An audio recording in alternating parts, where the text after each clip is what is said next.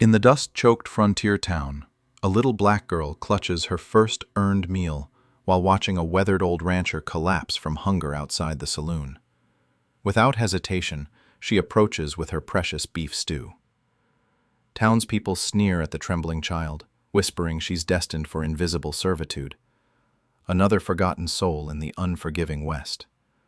From his ornate carriage, a mysterious millionaire observes this sacrifice, his leather journal open, evaluating the moral character of those who believe no one important is watching.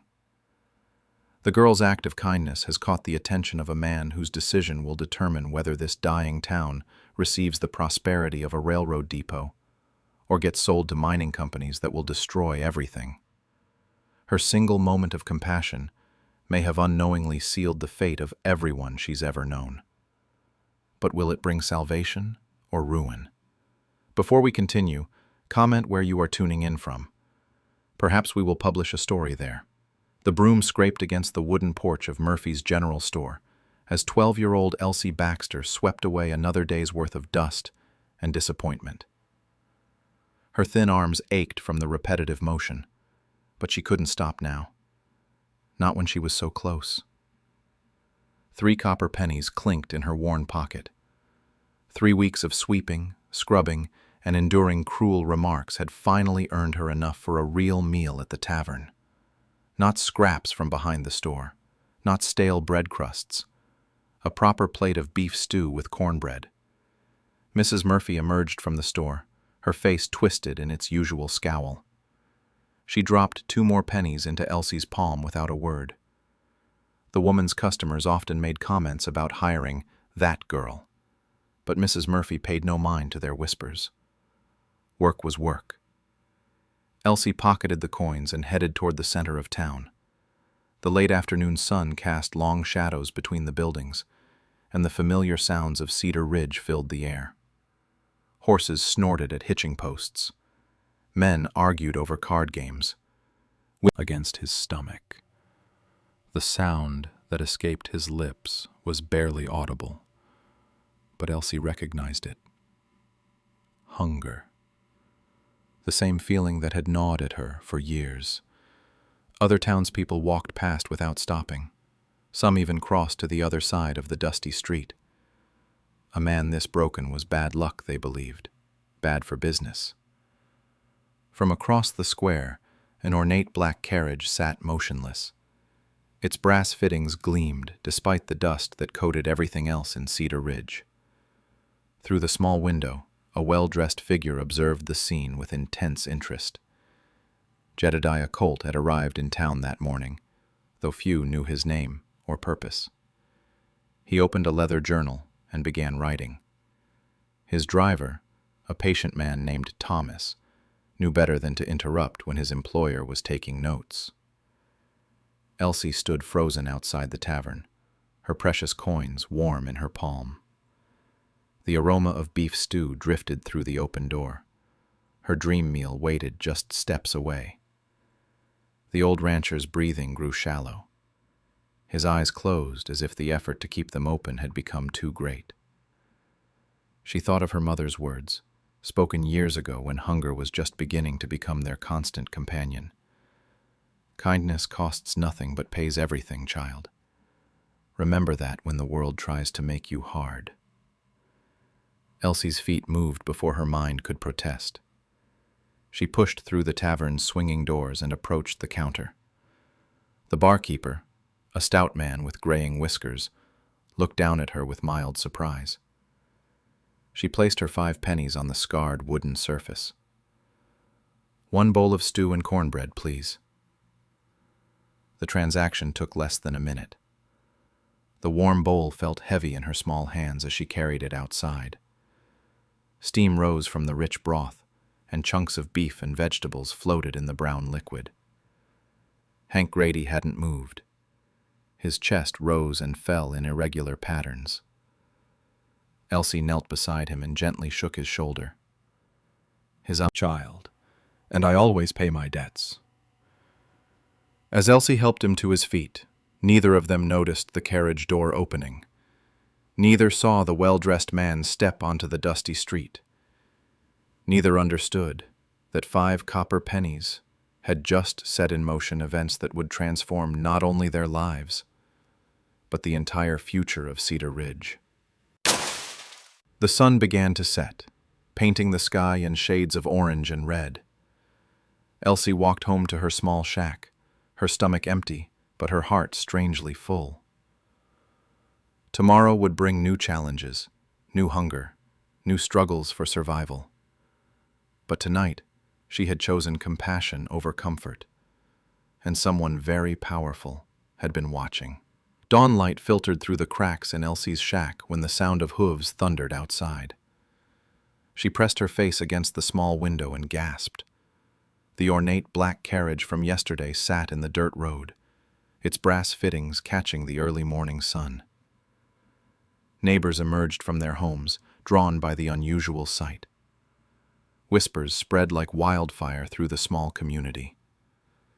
Rich folks didn't venture into this part of town unless something was terribly wrong. Elsie smoothed her worn dress and stepped outside. The carriage door opened with a soft click. A tall man in an expensive suit emerged, his silver hair perfectly groomed despite the dusty journey. His eyes held the sharp intelligence of someone accustomed to making important decisions. This was Jedediah Colt, though Elsie still didn't know his name. More neighbors gathered, keeping their distance but watching every movement. Mrs. Henderson clutched her shawl tighter. Old Pete removed his hat, unsure of the proper protocol when wealthy strangers appeared. The man approached Elsie with measured steps. His leather boots were polished to a shine that seemed impossible in a place like Cedar Ridge. "You're the girl from yesterday," he said. His voice carried authority but lacked condescension. "The one who gave her meal to the rancher." Elsie nodded, suddenly aware of how more suitable candidates. "I see." Jedediah turned back to Elsie. "Tell me, child, can you read?" "Some, sir. I use the old newspapers folks throw away." "And what do you remember from those newspapers?"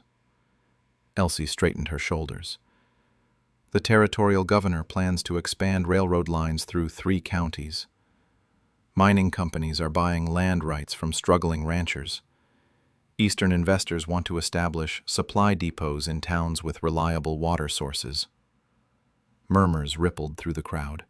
Few people realized the quiet girl who swept storefronts possessed such knowledge.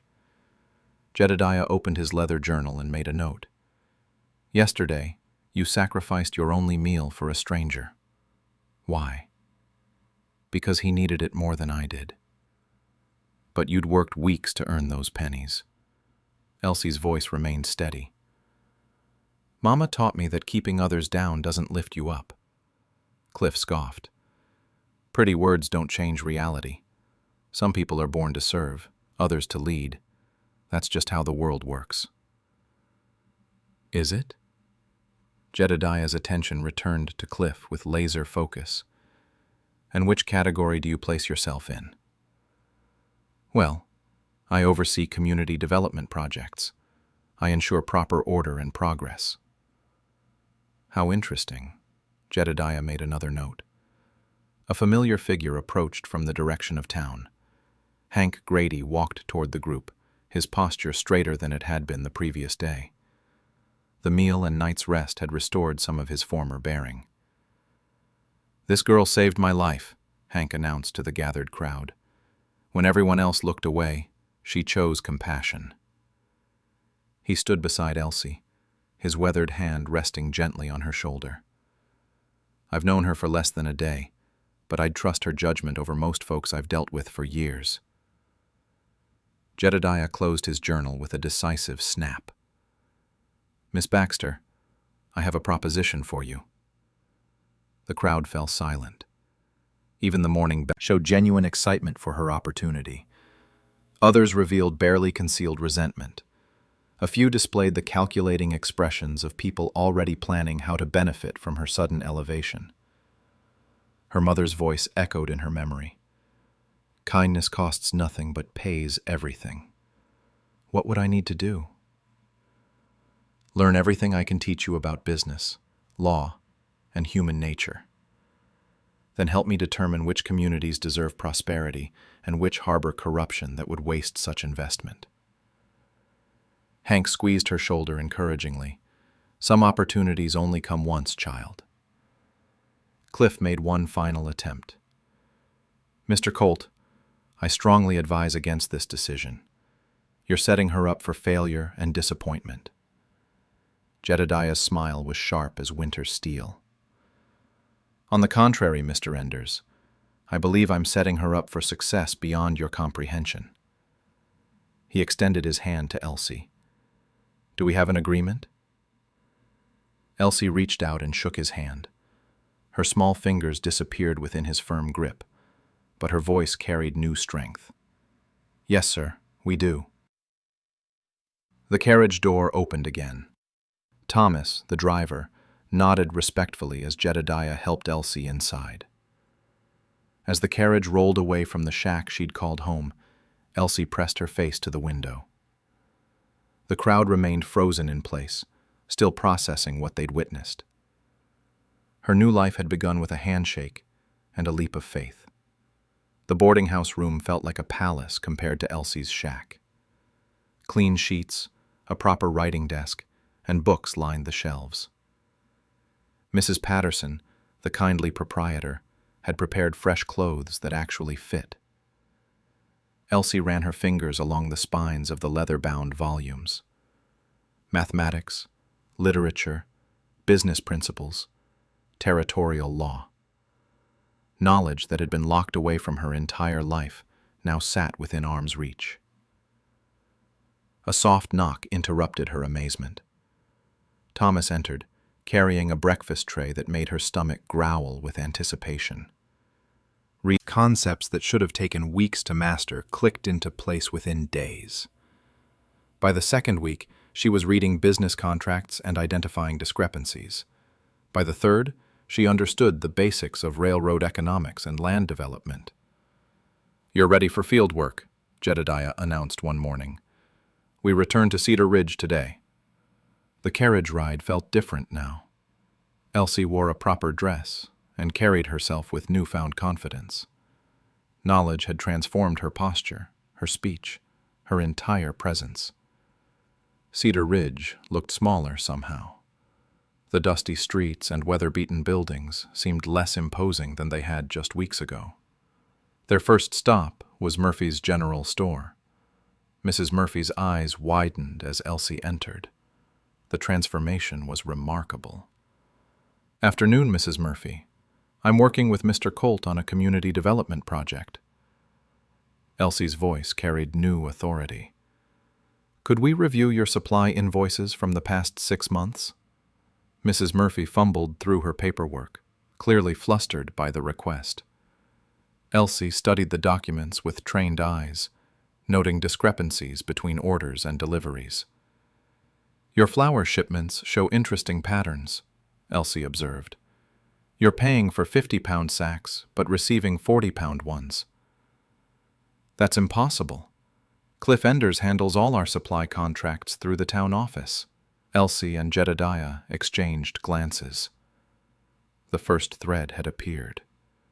They visited 3 more businesses that afternoon. Each showed similar discrepancies. All contracts had been negotiated by Cliff Enders. All showed mysterious shortages that somehow never got corrected. Hank Grady was waiting outside the boarding house when they returned. His face carried worry lines that hadn't been there before. "Elsie, I need to warn you. Cliff's been asking questions about your new situation. He's telling folks you've forgotten where you came from." "What kind of questions?" "Whether you're really helping the town or spying for Eastern interests." "Those opportunities," someone countered. "Earned them how? By putting on airs for some rich stranger? Mark my words, when he's done with her, she'll be right back where she started. Probably worse off." Elsie pressed closer to the window. Through the dusty glass, she could see Cliff addressing a small group of men. "These Eastern developers don't care about our community. They'll strip everything valuable and leave us with nothing. That girl's helping them do it. One of the listeners was Sheriff Morrison. Another was the bank president. Cliff had allies in powerful positions. "What do you propose we do?" the sheriff asked. "Protect our interests. Make sure outside influences don't destroy what we've built." The threat was subtle, but clear. Elsie backed away from the window, her heart racing. She hurried back to the boarding house and found Jedediah reviewing documents in the parlor. "Cliff has more support than we realized," she reported. "He's turning people against the railroad project by claiming it will destroy their way of life." Classic misdirection. Make people fear change while you rob them blind. Jedediah opened his leather journal and showed Elsie pages of notes. "I've been documenting everything. Cliff Enders has embezzled thousands of dollars meant for community infrastructure. He's used his position to manipulate land sales and force out property owners who might oppose him. But he has the sheriff and banker on his side, which is why we need federal intervention." Jedediah's expression grew serious. "The railroad project was always secondary, Elsie. The real test was finding someone trustworthy enough to handle what comes next." "What do you mean?" Jedediah closed the journal. "Cedar Ridge sits on land that could bring unprecedented prosperity, or it could be destroyed by mining companies who care nothing for the people who live here." He looked directly into her eyes. "Your character assessment will determine which future this town receives." The weight of responsibility settled on Elsie's shoulders like a heavy through her window curtain. 3 men stood in the street below, their attention focused on the boarding house. She recognized one as Deputy Collins, Cliff's cousin. "Tell them I'm not available," Elsie said. The pressure was mounting. Over the past week, townspeople who had once nodded politely now crossed the street to avoid her. Children threw rocks at Jedediah's carriage. Someone had painted "Traitor" on the boarding house fence. Cliff's campaign was working. Fear spread faster than facts in a small town. Jedediah arrived the next morning carrying urgent news. His usual composed demeanor showed cracks of concern. "I've received word from my contacts in the territorial capital. Mining companies have been quietly purchasing mineral rights throughout this region." "What does that mean for Cedar Ridge?" "If they acquire enough land, they can force the entire town to relocate. The railroad project would become irrelevant." Elsie felt her stomach drop. "How much time do we have?" "Weeks, possibly less. Someone's been feeding them information about property values and ownership records." The pieces clicked together in Elsie's mind. Cliff wasn't just embezzling funds. He was selling out the entire community for personal profit. She spent the afternoon visiting families she'd known since childhood. The conversations proved more painful than expected. Mrs. Henderson, who had once praised Elsie's helpful nature, now refused to open her door completely. "People are saying you're working with outsiders who want to steal our land." "That's not true, Mrs. Henderson. We're trying to protect the town." "Then why is Hank losing his ranch? Why are supplies getting more expensive? These problems started when you began working with that rich man." The accusation stung because it contained a grain of truth. Cliff had accelerated his schemes once he realized they were investigating him. Old Pete proved more receptive, but his news was equally troubling. Cliff held a meeting last night, said the railroad project was just a cover for a larger land grab. Cliff chose you. He opened a locked briefcase and withdrew several official documents: land deeds, territorial maps, corporate charters. The papers told a story more complex than anything Elsie had imagined. "I don't just represent railroad companies. I own most of the land surrounding Cedar Ridge, including the ground the town sits on." Elsie's breath caught. "You own the town?" "Through various holding companies, yes.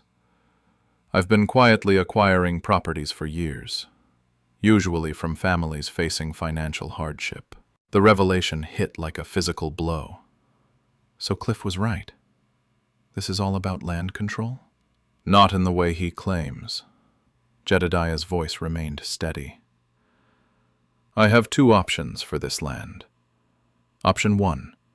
Develop it responsibly with community input, bringing prosperity while preserving the town's character. And Option 2. Sell everything to mining companies, who will strip the minerals and leave nothing but empty holes where Cedar Ridge once stood. Elsie sank into her chair. The weight of the situation pressed down on her shoulders. The choice depends entirely on what I discover about this community's character. If the people here prove worthy of investment and partnership, they'll receive Option 1. If corruption and selfishness dominate, the miners get everything. You've been testing the town through me. I've been testing everyone, including you. Jedediah leaned forward. Power corrupts most people eventually. I needed to know if someone given opportunities and influence would maintain their moral center, or become just another version of Cliff Enders. The accusation stung. And what's your assessment so far? Still undetermined. You've shown remarkable integrity under pressure. But the ultimate test remains ahead. A commotion outside interrupted their conversation. Voices carried through the night air, angry and growing closer. Elsie peered through the curtain. A crowd of townspeople approached the boarding house, back door, her heart pounding against her ribs. Hostile stares followed her movement down the center aisle. Cliff stood at the front podium, a stack of documents spread before him like weapons. His supporters occupied the first 3 rows, nodding at his every gesture. Sheriff Morrison flanked Cliff's right side. Bank President Williams claimed the left. The message was clear. Local authorities stood united against outside interference. Jedediah sat alone in the 4th row, his expensive suit marking him as clearly as a target painted on his back. He acknowledged Elsie with a subtle nod, but offered no reassurance. Ladies and gentlemen, Cliff began, his voice carrying theatrical gravity. Tonight we decide the future of our community. Do we remain free people controlling our own destiny, or do we surrender to Eastern speculators who see us as obstacles to profit? Murmurs of agreement rippled through the crowd. Elsie recognized faces she'd known since childhood, now twisted with suspicion and fear. Cliff lifted the first document. This deed shows that Jedediah Colt secretly owns 70% of the land surrounding Cedar Ridge, including properties belonging to families who thought they still owned their homes. Gasps echoed through the hall. Mrs. Henderson covered her mouth in shock. Old Pete shook his head in disbelief. Furthermore, Cliff continued, financial records prove he's been paying this girl substantial sums to spy on our businesses and report our weaknesses. He held up bank statements, showing payments to Elsie. Taken out of context, they appeared damning. The railroad project is a deception. They plan to force us off our land and sell everything to mining companies. The crowd's anger became palpable. Someone shouted about being betrayed. Another voice called for immediate action against the outsiders. Elsie felt the walls closing in. Every piece of evidence was technically accurate but stripped of crucial context. Cliff had crafted the perfect trap. Before we vote, Cliff announced, I invite Miss Baxter to explain how, not just the convenient parts. She walked to the center aisle, positioning herself where everyone could see her clearly.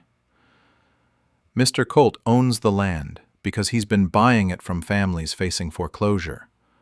Families like the Johnsons, who lost their farm to medical debt, the Millers, whose drought destroyed 3 years of crops. Recognition flickered across several faces. These were familiar stories of hardship. He could have let mining companies buy those properties for half the price. Instead, he paid fair market value and allowed families to stay in their homes. The crowd's anger began shifting to confusion. This wasn't the narrative they'd expected. The payments he made to me weren't bribes. They were wages for honest work. Education, training, and compensation for helping identify real threats to our community. Elsie's gaze found Cliff's face. His confident expression had transformed into barely controlled panic. Threats like embezzled funds meant for road repairs, falsified supply contracts that overcharge local businesses, fraudulent loans designed to force property owners into foreclosure. She pulled out copies of the evidence she'd gathered: bank records, shipping invoices, forged documents. Mr. Enders has stolen thousands of dollars from this community while positioning himself to profit from its destruction. Cliff stepped forward aggressively. These accusations are desperate lies from someone trying to save herself. Are they? Hank Grady's voice cut through the tension as he stood from his seat. Because that foreclosure notice I received contained signatures that don't match my handwriting. He held up the disputed documents. Funny how I supposedly signed a loan application on a day when I was laid up with a broken leg. Doc Peterson can verify the dates. Other voices joined in. Mrs. Murphy mentioned her supply shortages. The blacksmith questioned delayed material deliveries. A pattern of deception. Employment for residents. She turned to face Jedediah directly. But I have a condition for that partnership. Jedediah raised an eyebrow, genuinely curious about her demand. The community must have full ownership and control of all local land, not as tenants or lessees, but as true partners, with voting rights on all future development. The request surprised everyone, including Jedediah. Elsie was asking him to relinquish the very power that had brought him to Cedar Ridge. If you truly want to help this town, she continued, prove it by giving people control over their own destiny, instead of making them dependent on your generosity. The hall fell silent. Every person present understood the magnitude of what she'd proposed. Jedediah stood slowly. When he spoke, his voice carried quiet respect. Miss Baxter has just demonstrated the exact character I hoped to find. The partnership she proposes is precisely what this community deserves. He looked around the hall, meeting the eyes of people who'd viewed him with suspicion. Cedar Ridge will own its future. I'll provide capital and expertise, but you'll maintain control. The transformation was immediate. Hope replaced fear in faces throughout the hall. Cliff made one desperate final attempt. You're all fools if you believe these promises. But his words fell on deaf ears. The community had glimpsed a future based on cooperation rather than exploitation. When the vote was called, the result was overwhelming. Cedar Ridge would embrace the railroad project under community ownership terms. As people filed out of the hall, many stopped to thank Elsie personally. Mrs. Henderson offered a tearful apology. Old Pete tipped his hat with newfound respect. Elsie had faced her ultimate test and emerged with her integrity intact. The girl who once sacrificed her meal for a stranger had now sacrificed personal power for her community's benefit. The real work was just beginning. Federal marshals arrived 3 days after the town meeting. They escorted Cliff Enders from his office under the desert sun. At 17, she carried herself with the confidence of someone who'd faced impossible challenges and emerged victorious. Her transformation from invisible street sweeper to community leader still amazed longtime residents. Jedediah approached carrying architectural drawings for the next phase of development. The years had deepened their partnership into something resembling a father-daughter relationship, built on mutual respect and shared values. The territorial governor wants to use Cedar Ridge as a model for other frontier communities, he reported. Your approach to community-controlled development has attracted attention from Washington. Our approach, Elsie corrected. None of this would have worked without everyone's commitment. The depot's completion coincided with the arrival of the first passenger train. Families gathered to witness history as the locomotive pulled into their transformed town. Steam billowed across the platform while the engineer waved from his cab. Among the passengers stepping onto the platform was a thin Mexican boy, perhaps 10 years old, clutching a worn bundle that contained his only possessions. His clothes hung loose on his small frame, and his eyes held the hollow look of prolonged hunger. The sight transported Elsie back to her own childhood. She recognized the careful way he moved, conserving energy while scanning for opportunities or threats. Desperation wrapped around him like an invisible cloak. Passengers flowed around the boy without acknowledgement. He'd already learned the lesson of invisibility that Elsie remembered too well. She walked directly to him, ignoring the bustle of depot activity. "Are you traveling alone?" He nodded, wariness flickering across his features. Adults who noticed street children rarely offered help without expecting something in return. "When did you last eat?" The boy's hesitation provided the answer. His stomach chose that moment to growl audibly, betraying his attempt to appear self-sufficient. Elsie smiled with genuine warmth. "Come with me." She led him to the depot's small restaurant, careful manners despite obvious hunger. His situation paralleled her own journey 5 years earlier, but with crucial differences. Cedar Ridge now offered structures and support systems that hadn't existed during her childhood struggle. "How would you feel about attending school while learning practical skills?" Miguel's spoon paused halfway to his mouth. "School costs money I don't have." "Not anymore. Education is free for all children in Cedar Ridge. We also provide meals, housing assistance, and job training for older students." The transformation in Miguel's expression mirrored her own reaction to Jedediah's original offer. Hope warring with disbelief, tempered by hard-earned caution. From across the restaurant, Jedediah observed the interaction with quiet satisfaction. The cycle of mentorship and opportunity was continuing exactly as he'd hoped when he first invested in Elsie's character. After Miguel finished eating, Elsie walked him to the new schoolhouse, a modern building constructed with railroad profits and community labor. The facility boasted proper desks, current textbooks, and qualified teachers recruited from Eastern territories. "Miss Rodriguez will handle your enrollment," Elsie explained, introducing Miguel to the head teacher. "She'll also arrange temporary housing with a local family until we determine your long-term needs." Miss Rodriguez, a young woman recruited from California specifically for her bilingual skills and progressive teaching methods, welcomed Miguel with professional warmth that immediately put him at ease. As they completed enrollment paperwork, Elsie reflected on the remarkable changes 5 years had brought to Cedar Ridge. The community now attracted families seeking opportunity rather than serving as a last refuge for the desperate. The railroad depot had catalyzed growth far beyond transportation. New businesses lined the main street. A proper medical clinic served the region. The old general store had expanded into a modern mercantile that carried goods from across the country. Most importantly, the community had learned understanding new concepts, the gradual expansion of possibilities that came with education.